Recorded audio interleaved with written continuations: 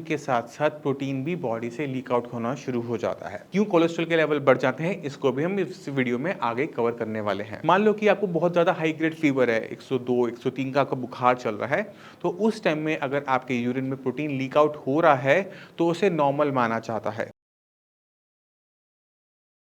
नमस्कार, मेरा नाम है डॉक्टर पुरु धवन और आज इस वीडियो में हम बात करने वाले हैं प्रोटीन यूरिया के बारे में। यानी वो कंडीशन जिसके अंदर यूरिन के साथ साथ प्रोटीन भी बॉडी से लीक आउट होना शुरू हो जाता है। और ये पहला सिम्टम होता है जो कि अगर हम सही टाइम पे कंट्रोल कर लें, इसको हम समझ जाएं, तो हम किडनी फेलियर से बच सकते हैं। क्योंकि जब भी किडनी खराब होनी शुरू होती है तो जो पहला सिम्टम किसी को भी नज़र आता है वो है प्रोटीन यूरिया।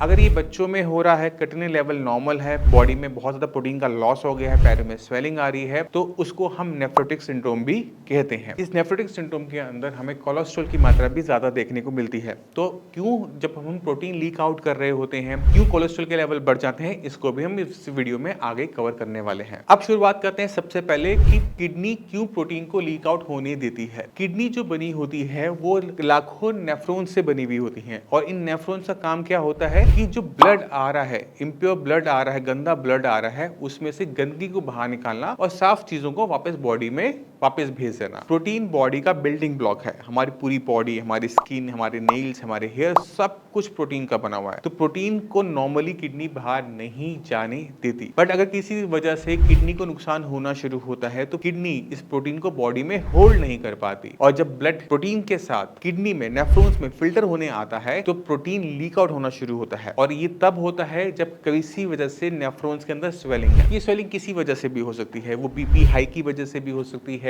या फिर शुगर की वजह से हो सकती है, या फिर कोई भी जेनेटिक डिसऑर्डर हो सकता है, मगर प्रोटीन लीक आउट होना शुरू हो जाता है और जो पहला साइन देता है कि बॉडी के साथ कुछ ना कुछ गलत हो रहा है। कुछ कंडीशन ऐसी होती है जहां पर इसको हम ट्रांजिट प्रोटीन यूरिया कहते हैं, यानी वो टेम्परेरी बेसिस पर होती है। मैं आपको कुछ एग्जांपल देता हूं। मान लो कि आपको बहुत ज्यादा हाई ग्रेड फीवर है, 102 103 का आपका बुखार चल रहा है, तो उस टाइम में अगर आपके यूरिन में प्रोटीन लीक आउट हो रहा है तो उसे नॉर्मल माना जाता है, क्योंकि आपकी पूरी बॉडी के अंदर इन्फ्लेमेशन आप मान सकते हो कि है। दूसरा रीजन होता है जब आप बहुत ज्यादा हैवी वर्कआउट करते हो। बहुत ज्यादा हैवी वर्कआउट करने पर भी यूरिन के अंदर प्रोटीन आना एक नॉर्मल बात होती है। तीसरा रीजन है बीपी का बहुत ज्यादा हाई होना। अगर मान लो कि बीपी बहुत ज्यादा हाई रहता है आपका, तो उस टाइम में प्रोटीन आना यूरिन में नॉर्मल होता है, क्योंकि ये ट्रांजिट प्रोटीन यूरिया, यानी बीपी को ठीक करो, फीवर को ठीक करो, एक्सरसाइज को बंद करो, तो ये प्रोटीन यूरिया बंद हो जाता है। तो इसलिए वजह से इसको हम कहते हैं ट्रांजिट प्रोटीन यूरिया। दूसरा टाइप का जो प्रोटीन यूरिया होता है वो पैथोलॉजिकल होता है। मान लो कि किडनी को जो डैमेज हो गया,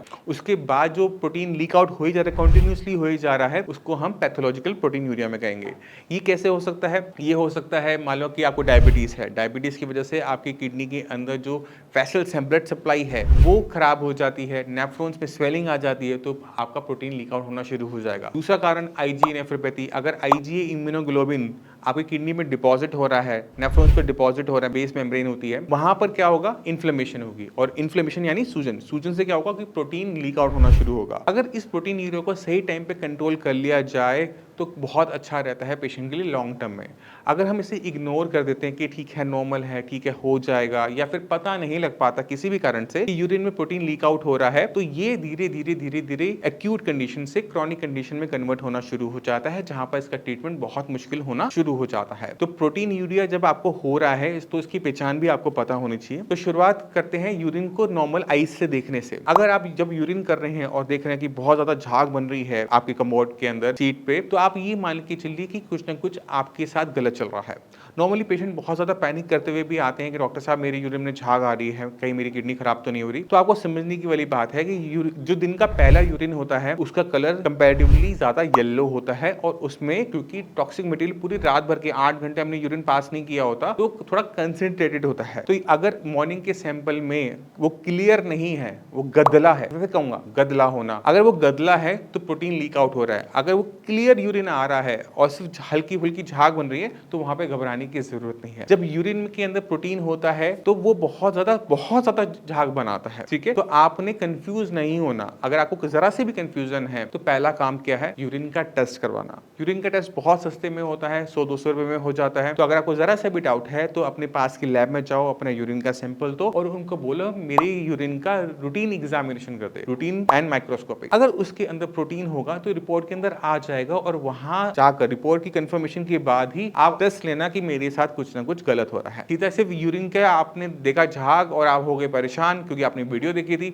ये काम आप मत कीजिएगा। टेस्ट लैब में टेस्ट जरूर करवाइए, फिर भी डाउट है तो दोबारा से करवाइए, फिर डाउट है तीबारा करवाइए, बट परेशान होकर मत मेरे पास आइएगा क्योंकि कभी कभार कुछ नहीं होता, पेशेंट बहुत ज्यादा पैनिक कर रहा होता, तो ये चीज हमें नहीं चाहिए। अब सवाल है कि अगर किडनी के अंदर स्वेलिंग हो रही है, नेफ्रॉन के अंदर स्वेलिंग हो रही है, तो इसको किस तरह से ठीक किया जा सकता है, किस तरह से इस पर काम किया जा सकता है। तो कोई भी बीमारी का जो इलाज है उसकी जड़ से शुरू होता है। जड़ यानी किडनी अपने आप तो सूजन में नहीं गई, कुछ न कुछ कारण रहा होगा।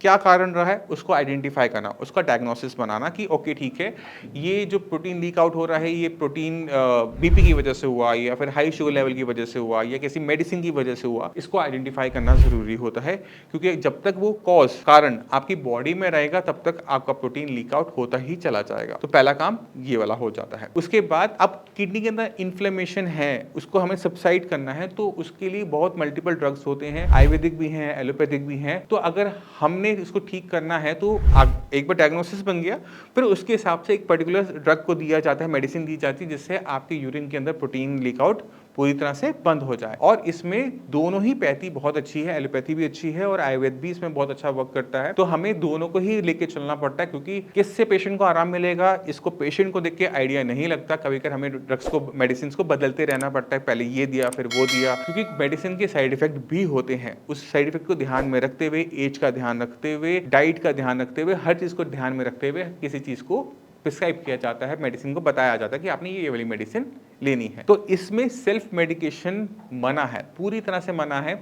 आप इसको अपने नेफ्रोलॉजिस्ट को दिखाओ, अपने अच्छे डॉक्टर से मिलो जिससे इस पे सही तरीके से डायग्नोसिस बना के काम किया जा सके। अब मैंने वीडियो में पहले बताया था कि जिन पेशेंट में प्रोटीन का लीक आउट बहुत हैवी होता है उनकी ब्लड की रिपोर्ट के अंदर कोलेस्ट्रॉल की मात्रा ज्यादा होती है। पेशेंट बहुत दुबला पतला सा होगा बट कोलेस्ट्रॉल बहुत ज्यादा होगा। ये क्यों होता है? हमारा जो ब्लड है उसको, ब्लड को कौन चीज पूरी बॉडी में घुमाती है, किसके अंदर वो घूमता है? वो है हमारी वेसल्स, हमारी, जिसको हम आर्टरी और वेन्स भी कहते हैं।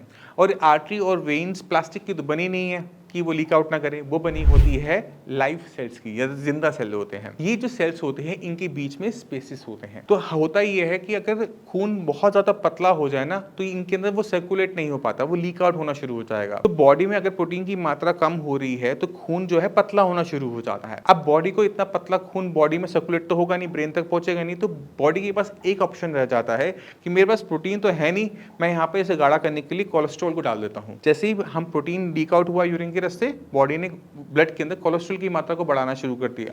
इसी वजह से हमें छोटे बच्चों के अंदर भी हाइपरलिपिडीमिया देखने को मिल जाता है, जिनके अंदर यूरिन में प्रोटीन लीकेज की दिक्कत देखने को मिल रही होती है। ये बॉडी का मैकेनिज्म है अपने आप को ठीक रखने का, क्योंकि अगर आपकी बॉडी में खून बहुत ज्यादा पतला हो जाएगा, उसमें से जो फ्लूइड है वो सेपरेट होना शुरू हो जाएगा, तो बॉडी के निचले हिस्सों में, पैरों में वो भरना शुरू हो जाएगा और भरते भरते वो ऊपर की तरफ आएगा। अब आपके पैरों में पानी भरा हुआ है, आप जब लेटोगे, टांगे ऊपर की तरफ करोगे सोते समय, तो पैरों से पानी निकलते हुए आपके लंग्स में भरना शुरू हो जाएगा और लंग्स में निमोनिया की कंप्लेंट हमें देखने को मिल जाती है। और लंग्स हमारे बहुत इंपॉर्टेंट है, अगर लंग्स खराब हो गए तो वेंटिलेटर होता है और वेंटिलेटर पे बहुत लंबा टाइम पेशेंट रह नहीं सकता। तो अगर हमें किसी एक ऑर्गन को बचाना हो, एक ऑर्गन में बहुत तेजी से काम करना हो, किडनी और लंग्स में से, तो हमें लंग्स को ही चुनना पड़ता है। तो आपने पहले ध्यान क्या देना है कि यूरिन में प्रोटीन आ रहा है नहीं आ रहा, जो कोलेस्ट्रॉल की मात्रा ज्यादा आ रही है उसको लेकर ज्यादा परेशान नहीं होना है, जिससे आप सही डिसीजन ले सके। मैं उम्मीद करता हूँ इस वीडियो से आप प्रोटीन यूरिन को थोड़ा सा समझ गए होंगे। फिर भी माइंड में कोई भी डाउट है, कुछ भी पूछना चाहते हैं, डॉक्टर्स अवेलेबल हैं, मैं अवेलेबल हूँ, आप दोनों की हेल्प लेकर